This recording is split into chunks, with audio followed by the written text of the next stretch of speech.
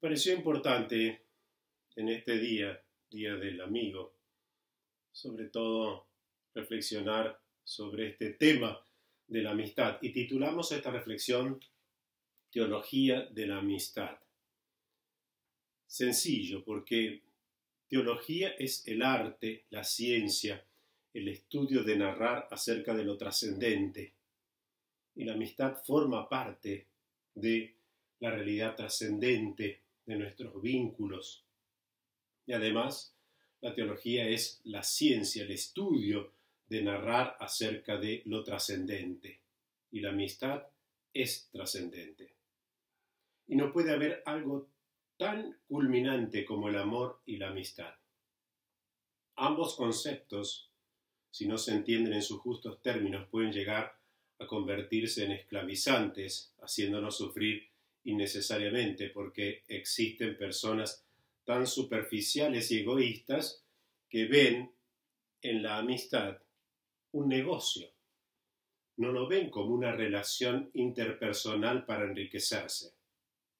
Y entonces lo ven como un negocio en el que se ofrece algo al amigo con la intención de recoger una desmesurada y desproporcionada cosecha. Es decir, dando 2 se quiere recibir 4 como mínimo. Eso no es amistad, sino narcisismo y egoísmo puro y duro. Hay gente que es demasiado buena para con los demás y es claramente observable que algunas personas tildan a esos seres nobles de tontos. Luego, esos que califican así no son auténticos amigos. El amigo está presente cuando nadie lo está. Y está presente sin ser llamado, porque ve la necesidad de estar junto al otro, simplemente para decirle sin palabras, amigo, aquí estoy contigo. Hemos, sin embargo, cifrado la amistad, sobre todo en los aspectos materiales y en pasar buenos ratos, relegando a un segundo plano el saber y querer escuchar, porque esa actitud de empatía, de escucha, poniéndose en el lugar de la persona amiga, es lo más grande que un ser humano puede hacer. Cuando una amistad de décadas se va al fondo, y a muchos de ustedes les habrá pasado, se deduce que ahí no había verdadero aprecio, afecto, cariño, porque no había amistad por parte del otro en el sentido que hablo.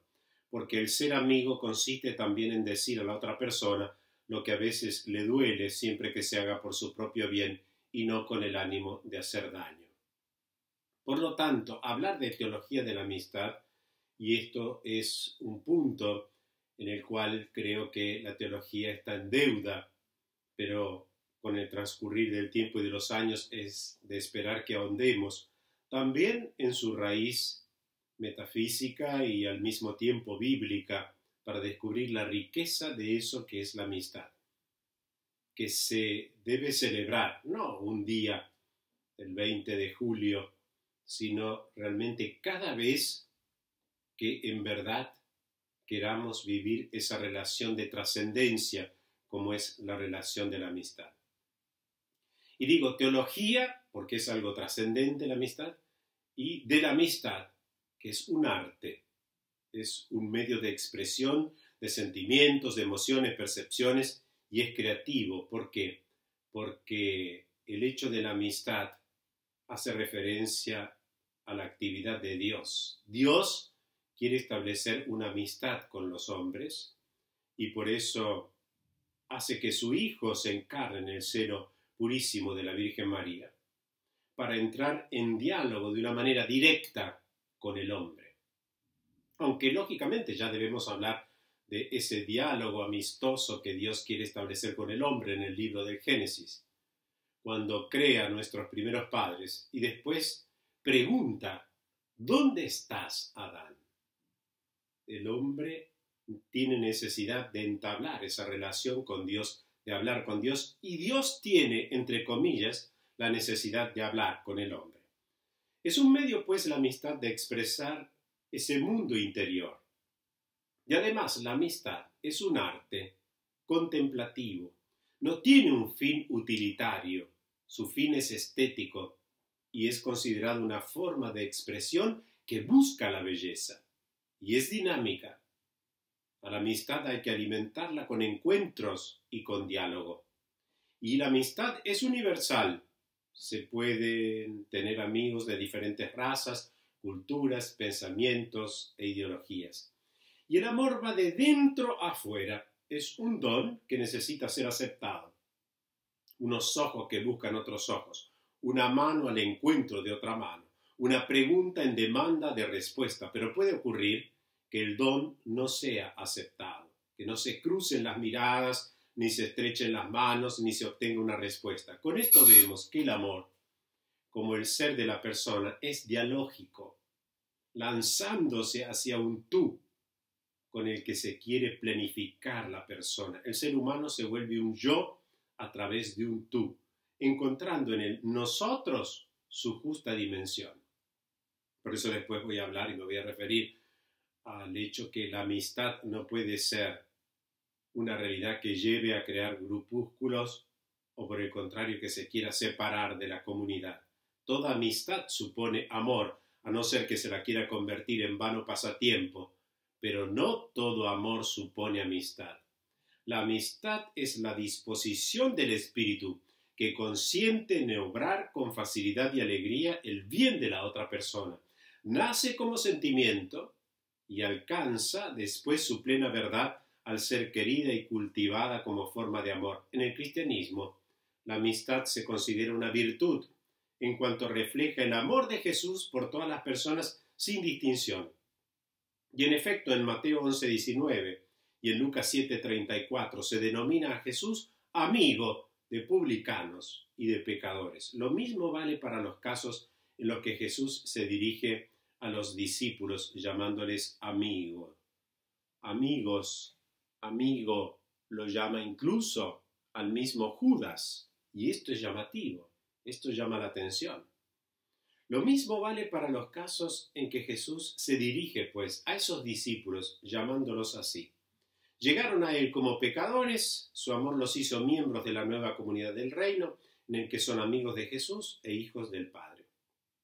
Una forma esencial y vital del amor que desafía a la soledad y sobrevive a las inclemencias de la historia es la amistad. Dice el filósofo griego Epicuro, ya estamos hablando del siglo III a.C., Epicuro que buscaba la realización de la persona en el placer, aunque también tenía un sentimiento de búsqueda equilibrada del placer, no todo placer desenfrenado, para llegar después finalmente a una ataraxia donde ya no se viva el dolor. De allí, en esas sentencias de Epicuro, en la número 27, expresa de modo lapidario el aprecio constante que el amor amical entre amigos ha gozado en todas las culturas, al punto de constituir una verdadera y propia tipología literaria, filosófica y psicológica. La Biblia celebra en varias ocasiones esta relación absolutamente indispensable en la vida, porque sin amigos nadie quisiera vivir, aunque puede ser rico en otros bienes. Si no tiene amigos, algo le falta. El libro del Eclesiástico presenta un verdadero y propio elogio de la amistad. Allí en el capítulo 6 y en el capítulo 37, elaborando entre otros este dicho proverbial, según el cual un amigo fiel es un refugio seguro, el que lo encuentra ha encontrado un tesoro. Y más aún, sigue ahondando el pensamiento y presentando sabias reflexiones y estupendos consejos, cuando dice, un amigo fiel no tiene precio. No hay manera de estimar su valor. Y esto me hace recordar aquello de Antonio Machado. Los hombres de nuestra sociedad, decía él, buscamos siempre el precio de las cosas, pero no siempre el valor de las mismas. Y no podemos confundir precio con valor. Más aún, en el tema de la amistad no puede entrar el precio, porque entonces estoy cuantificando al otro y la relación con el prójimo, cuando en verdad, vamos a ver más adelante, es una relación de amor que une almas, corazones, el interior de una persona, cosas que afuera, en las realidades terrenas, no la encontramos. Un amigo fiel es un bálsamo de vida que encuentran los que temen al Señor. Esto lo encontramos el capítulo 6 del libro del Eclesiástico, de los versículos 14 al 16. Es decir, un bálsamo. ¿Cuántas veces en situaciones difíciles nos hemos encontrado como casi ahogados o también heridos? Y hemos necesitado ese bálsamo, ese aceite de la amistad, para poder compartir nuestro dolor y al mismo tiempo encontrar una ayuda en el prójimo. Jesús le dice a sus discípulos: ya no los llamo siervos porque el servidor ignora lo que hace su Señor. Yo los llamo amigos porque les he dado a conocer todo lo que oí de mi Padre. Cuando estaba en el seminario, un día de cumpleaños recibí una tarjeta que siempre me quedó grabada esa expresión que allí aparecía, porque dice que en verdad la amistad no se cuenta por horas. La amistad no se cuenta por horas. Y amigo es aquel con quien se puede seguir pensando en voz alta. Y no con todo se puede pensar en voz alta. ¿Por qué? Porque hay una realidad humana tristísima, que es la envidia. Ese invidere, el de aquellos que no quieren ver en vos, por ejemplo, un progreso, un triunfo, o también brillar la virtud. Y entonces, cuidado, no con todos se puede pensar en voz alta. Solamente con los amigos. En la historia de la Iglesia hay otros ejemplos de amistad. E incluso en la Sagrada Escritura, Pablo con Timoteo eran íntimos amigos. Francisco de Asís, luego si entramos en la geografía, en la vida de los santos, y la misma Clara, Francisco de Asís y Clara. Jerónimo con Paula y Eustoquia, que le ayudan a traducir la Sagrada Escritura al latín. Francisco de Sales y Juana Fremont de Chantal. La amistad, teniendo un componente sentimental, porque lo tiene, porque, claro, es una relación de afecto, de amor, y no podemos hablar de amor si no demostramos los sentimientos. Digo, tiene un componente sentimental y va más allá de sexualidad. Y a veces, qué triste, ¿no? Porque se confunde. Fulano de tal es amigo de tal persona. Y entonces, desde una óptica pansexualizada, pareciera que no se puede haber, no se puede pensar, no se piensa que puede existir una amistad pura y transparente.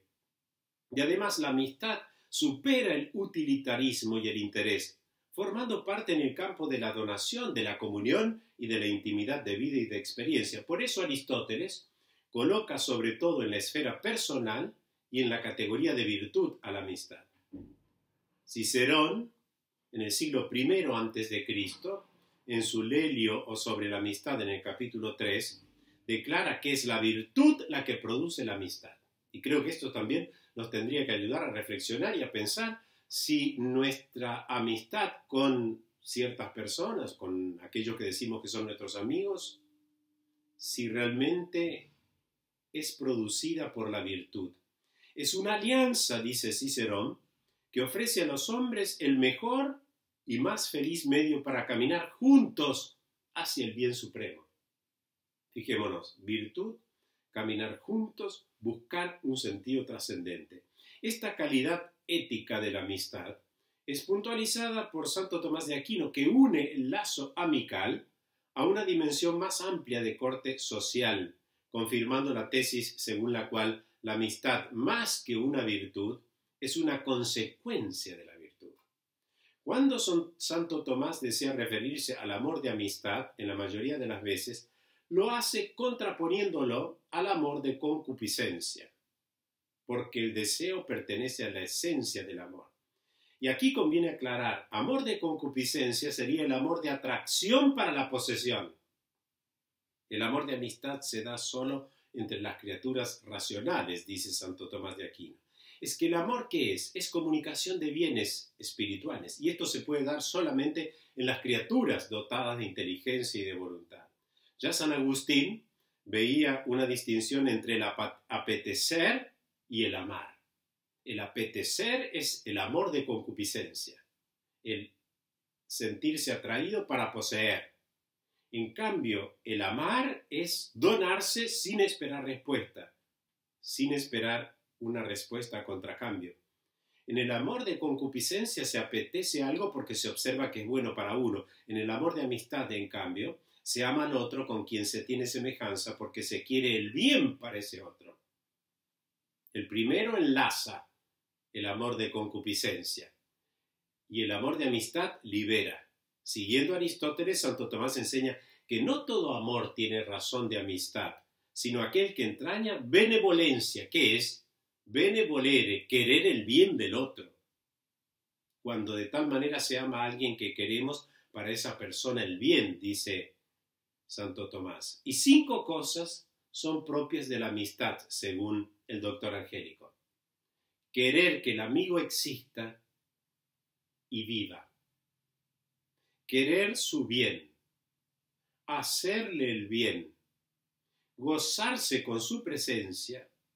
Y por último, compartir sus penas y alegrías asumiéndolas como propias. Y creo que este es un punto muy difícil de llevar adelante en el ámbito de la amistad. Es decir, compartir las penas y las alegrías. Muchas veces la tendencia es a compartir solo las alegrías, no las penas. Y surgen así 2 rostros de la amistad. El primero es el del diálogo y de la comunión interpersonal, generado por la libertad, la simpatía, pero también del espíritu de amor, de la gracia caritativa.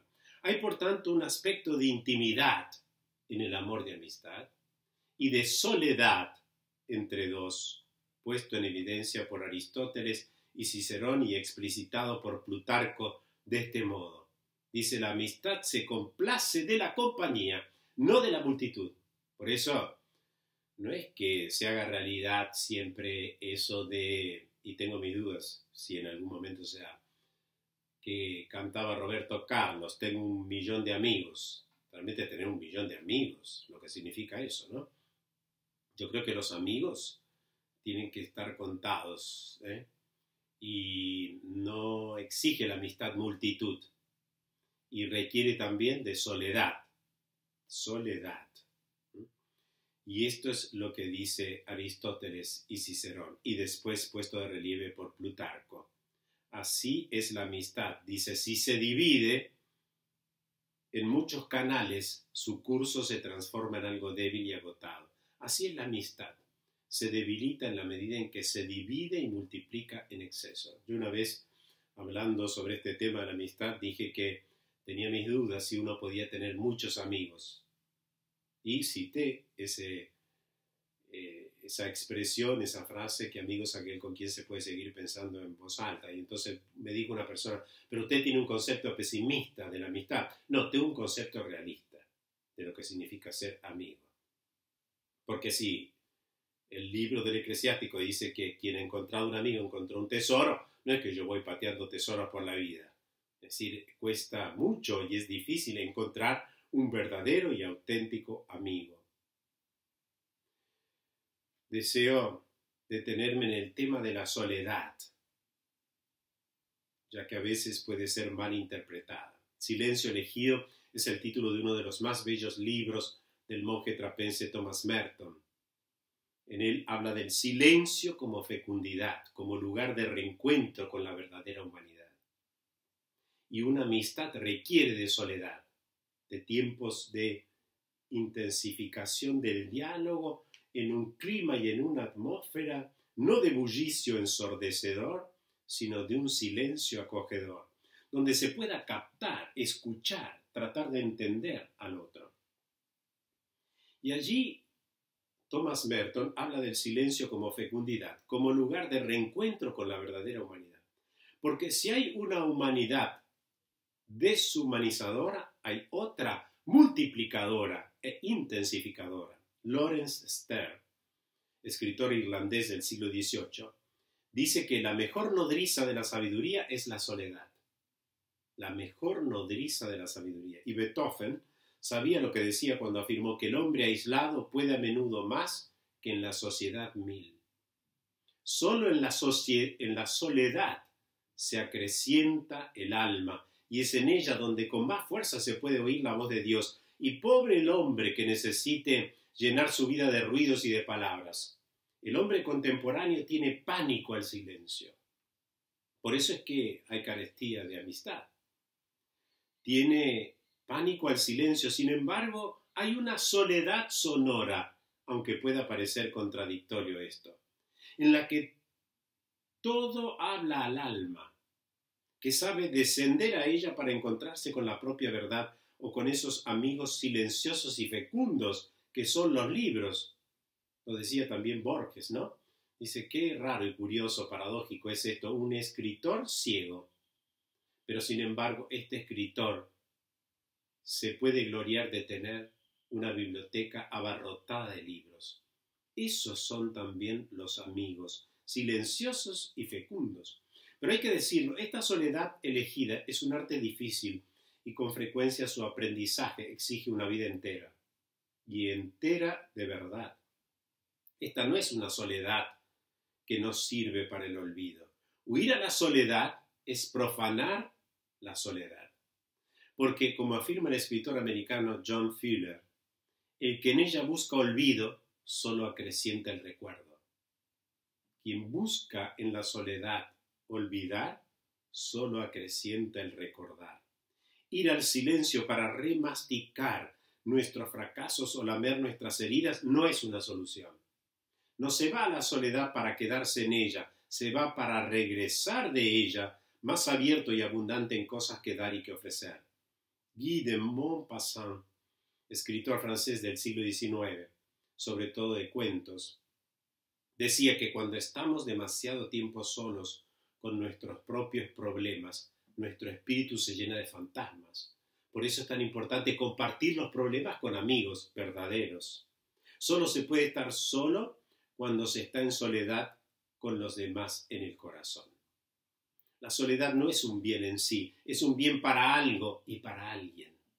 Es un solar sobre el que construir mejor la propia alma, o una huerta para producir frutos que otros puedan saborear. En realidad solo se está solo de veras cuando se ama. Y es en el amor donde se fragua la verdadera y auténtica amistad.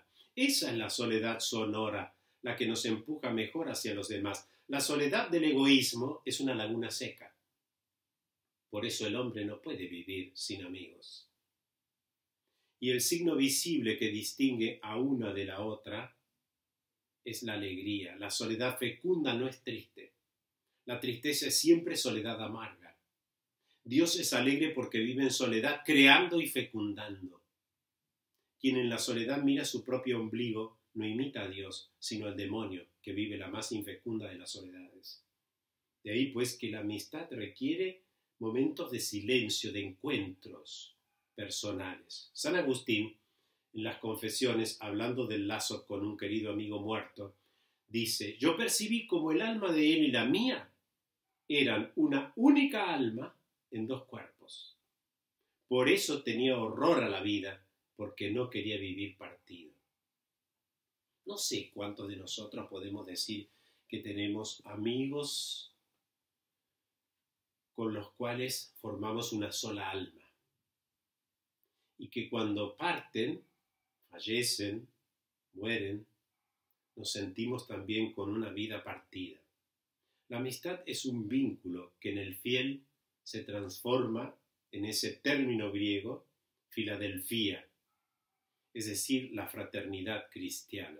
Pensemos en la relación de amistad intensa entre San Ambrosio con sus hermanos carnales Sátiro y Marcelina. También se puede dar la amistad con los hermanos de sangre. San Bernardo escribe al respecto cosas muy delicadas, también desde el punto de vista filosófico, no solo en sus sermones sobre el Cantar de los Cantares, sino también en su epistolario, en sus cartas a Ermengarda, que fue condesa de Bretaña, le dice, mi corazón está colmado de alegría cuando sé que tu corazón está en paz. Vuestra satisfacción genera la mía. ¿Ven? Allí no hay ningún rasgo de envidia. Al contrario, cuando el otro está feliz, yo soy feliz. Cuando el amigo está contento, yo también estoy alegre. Al contrario, el padre de la iglesia de Capadocia, San Basilio, en el siglo IV, en sus constituciones monásticas, será severo denunciando el riesgo de amistades particulares y de la formación de grupos capaces de fraccionar la vida comunitaria. Y cuidado con eso, porque A veces se da que cierto grupúsculo, no lo llamo grupo, grupúsculo de amigos, se empeñan, se unen para tratar de producir el mal a otros o destruirlos. Y entonces por eso dice San Basilio, cuidado con las amistades particulares y la formación de grupos. Es necesario conservar el equilibrio entre las dos exigencias, ser amigos y también vivir la amistad en un contexto social. Es legítimo componerse de un diálogo personal, de una unión de ideales y de sintonías, pero que no degenere en exclusivismo y celos. El escritor monástico Juan Casiano, en el siglo IV, en sus conferencias espirituales distingue entre el ágape, el amor sin condicionamientos, sin esperar respuesta o contracambio, alma de la existencia personal y comunitaria, y la diátesis, que es la amistad dirigida hacia aquellos con quienes se tiene un vínculo más directo. El elemento capital en la amistad cristiana es el reconocimiento que ella es un reflejo de la amistad de Dios hacia toda criatura y de Cristo por sus discípulos. Es por esto que el escritor espiritual medieval inglés San Herredo de Rievaulx, que vivió entre el 1109 y 1167, en su clásico escrito La amistad espiritual, está convencido que en la relación amical perfecta, el hombre mediante el amigo llega a ser amigo del hombre Dios. Por eso es importantísima la premisa con la cual partimos nuestra reflexión y que dice Aristóteles y Cicerón. Es decir, la virtud lleva a la amistad. Más aún, la amistad engendra la virtud y nos ayuda a trascender la realidad. Por eso, cuando nos reunimos y comenzamos a compartir solo quejas y no sabemos insuflar en nosotros la esperanza, allí yo entraría a dudar que hay una verdadera y auténtica amistad. Lo dice de otro modo el poeta libanés Khalil Gibran, cuando afirma: en la amistad no hay otro fin que la profundización del espíritu. La amistad es un escalón de la escalera del amor hacia Dios. En el rostro del amigo se refleja el rostro de Cristo.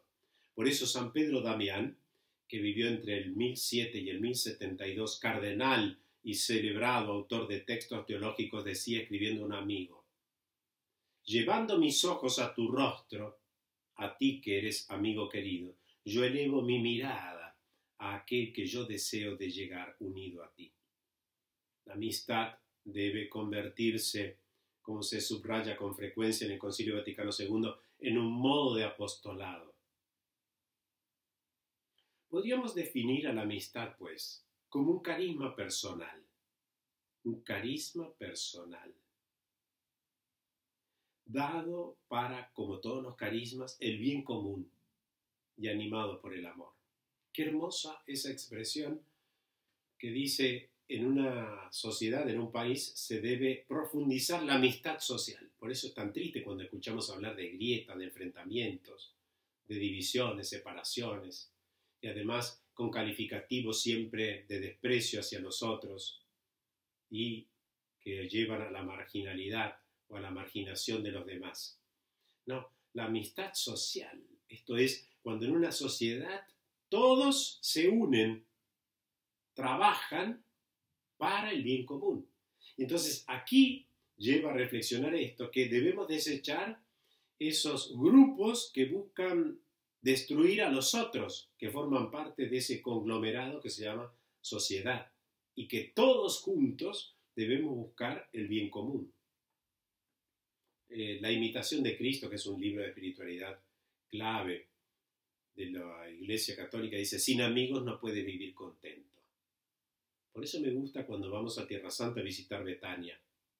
Allí Jesús amaba ir a Betania, donde encontraba a sus amigos Lázaro, Marta y María. Es ese texto de Lucas, el capítulo 10, de los versículos 38 al 42, cuando dice que Jesús entró en una aldea y una mujer llamada Marta lo recibió en su casa. Esta tenía una hermana llamada María que, sentada a los pies del Señor, escuchaba su palabra. Y Marta se multiplicaba para dar abasto con el servicio hasta que se paró y dijo: Señor, ¿no te importa que mi hermana me haya dejado sola con el servicio? Dile que me eche una mano. Pero el Señor le contestó: Marta, Marta, andas inquieta y nerviosa con tantas cosas. Solo una es necesaria. María ha elegido la parte mejor y no se la quitarán. Digo, Betania es el lugar del reposo que buscaba Jesús, donde descansar el alma. Digo, qué hermoso es cuando uno puede ir a la casa de sus amigos, que no es tan fácil encontrar casas de puertas abiertas, debemos decirlo. Y es tan clave esto para los amigos. Lo notamos también nosotros los sacerdotes y los consagrados, nos sentimos a veces solos.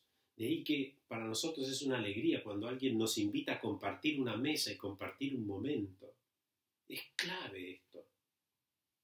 Jesús amaba ir a esa casa. ¿Por qué? Porque le abrieron las puertas. Y pudo entrar allí, reposar el corazón, que muchas veces estaba agitado. Más aún, va allí a Betania antes de padecer la cruz. Es donde deja que el corazón encuentre serenidad. Qué lindo es encontrar y tener amigos donde uno pueda serenar el espíritu. Serenar el espíritu. Betania es traducido como casa del pobre. Digo, es tan importante en una relación de amistad compartir en una casa donde todos nos consideremos pobres, que ninguno quiera sobresalir, sino que todos, incluso teniendo muchos bienes, podamos expresar y compartir nuestra indigencia. Allí, en esa casa del pobre, que viene a ser como ese albergue donde el buen samaritano, en este capítulo 10, en el versículo 34, que está antes del relato del encuentro de Jesús con Lázaro, Marta y María. Allí cuando el buen samaritano encuentra a ese herido al borde del camino, lo lleva a un albergue y cuida de él. Ese albergue en griego viene expresado con un término que es pandokeion, que significa el lugar donde se curan las heridas y se restaura el cuerpo. ¡Qué bello esto! Desde el punto de vista bíblico, pensar también que un lugar donde vivimos y celebramos la amistad es un pandokeion, un albergue donde se curan las heridas y se restaura el cuerpo. Allí lo condujo, dice algunas traducciones, este buen samaritano, este hombre herido, recibe a todos, que es otra expresión bellísima. No es tan solo un albergue, es un lugar donde se recibe a todos. Casa de puertas abiertas. Esa es la casa de los amigos. Y además se hizo cargo de él. No lo dejó a la deriva. Betania es casa de encuentro. Jesús se sentía en casa con esos amigos. Todo tenía sabor a amistad, acogida, escucha, diálogo, servicio mutuo. Jesús llega a Betania, la casa del encuentro, y entra en la intimidad de esa casa y comparte todo. Es casa de encuentro y es casa de comunión, porque los amigos somos hombres y mujeres capaces de relacionarnos, acompañarnos, acogernos y contenernos. Estamos hechos para la comunión, por eso es necesaria la amistad. Y además es casa de reciprocidad, es decir, de relación, de alteridad, de encuentro con los otros, no de encontronazos. Y es casa de la compasión, porque Jesús fue allí, a Betania, cuando estaba muerto Lázaro. Y entonces Marta y María salen al encuentro de Jesús y le dicen: pero si hubieras estado aquí, nuestro hermano no habría muerto. Eso es lo que le dice Marta. Y Jesús se compadece, padece con esas hermanas. Esa es expresión de la amistad, estar en los momentos difíciles donde el amigo llora, donde la amiga padece. Es la amistad el lugar donde se vive la compasión. Es la casa del diálogo, Betania.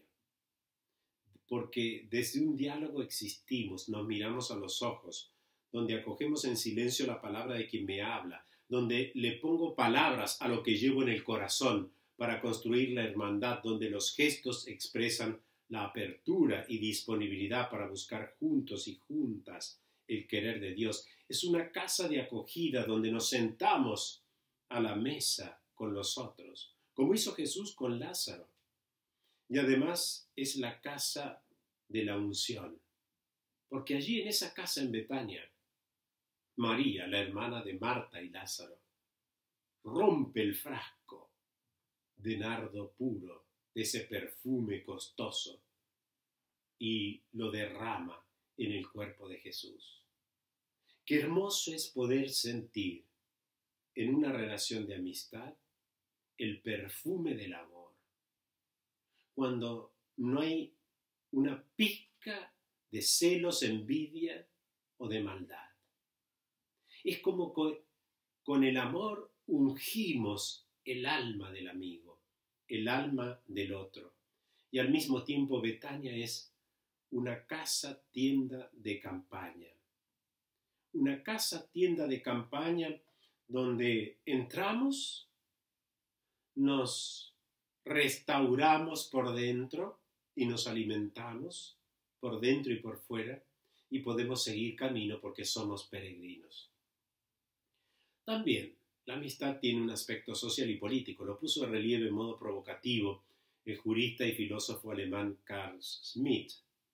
Atento a las cuestiones teológicas, él escribe 2 obras, Teología Política de 1922 y Teología Política 2 de 1927. En su obra El concepto del político, que escribió en 1927, Schmitt ha individualizado el componente estructural de la política en la relación de oposición Freund-Feind, amigo-enemigo.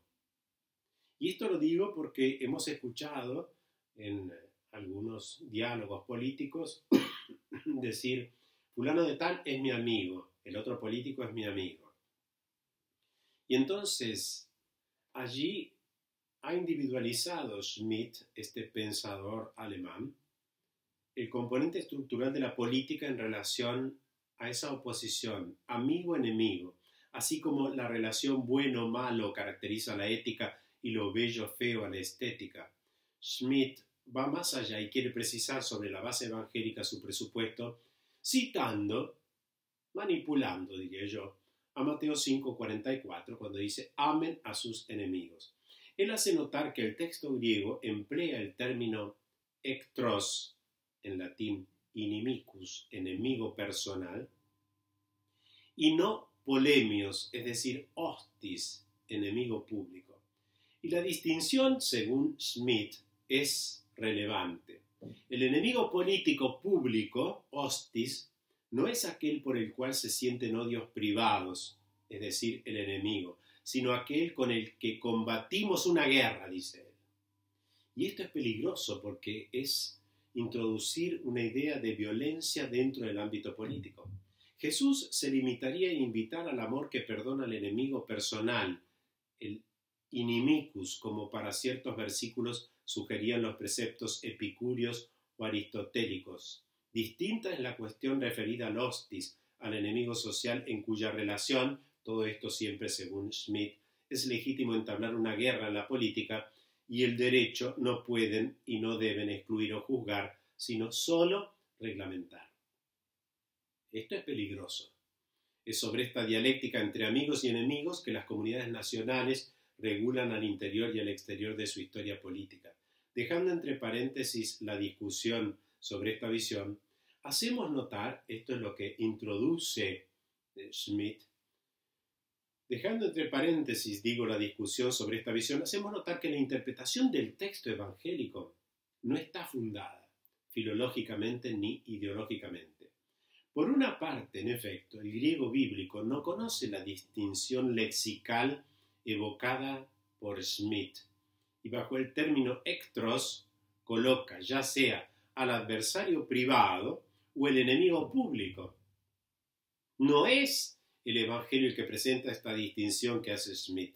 Por otra parte, la perspectiva del discurso de la montaña, que es allí donde Jesús dice amen a sus enemigos, es de corte radical y utópico, proponiendo un modelo que rompe y supera el realismo político de Schmidt sobre la huella de Maquiavelo, que parece ser que Schmidt sigue la huella de Maquiavelo en su obra El Príncipe, este hombre pensador italiano político del siglo XV, quien decía, tan solo por recordar dos de sus principios, decía, a los hombres se les ha de mimar o aplastar, pues se vengan de las ofensas ligeras, ya que de las graves no pueden. La afrenta que se hace a un hombre debe ser tal que no haya ocasión de temer su venganza. Y las injusticias se deben hacer todas a la vez, a fin de que por probarlas menos hagan menos daño, mientras que los favores deben hacerse poco a poco con el objetivo de que se aprecien mejor. Esta visión de amigo-enemigo en política y de la introducción del término guerra es sumamente peligroso y tristísimo. Lamentablemente a veces lo vemos, en otras ocasiones lo vislumbramos que se quiere desde ese sector de la vida pública enfrentar, cuando en verdad lo que debemos buscar es la amistad social. Yo quisiera, por último, una breve reflexión sobre esta realidad humana preciosa y frágil que es la amistad, con lo que presenta un ensayo sobre la amistad el filósofo americano Ralph Emerson, que vivió entre 1803 y 1882. Decía, el único modo para tener un amigo es ser su amigo y ser un amigo. Dicho en otros términos, la verdadera amistad es reciprocidad, siendo uno de los rostros del amor. Reciprocidad donde pueda haber serenidad.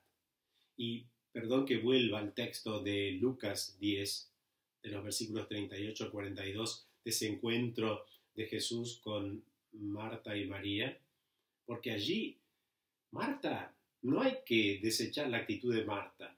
Marta cumplía uno de los principios básicos del judaísmo, que era que desearle y dedicar lo mejor al huésped.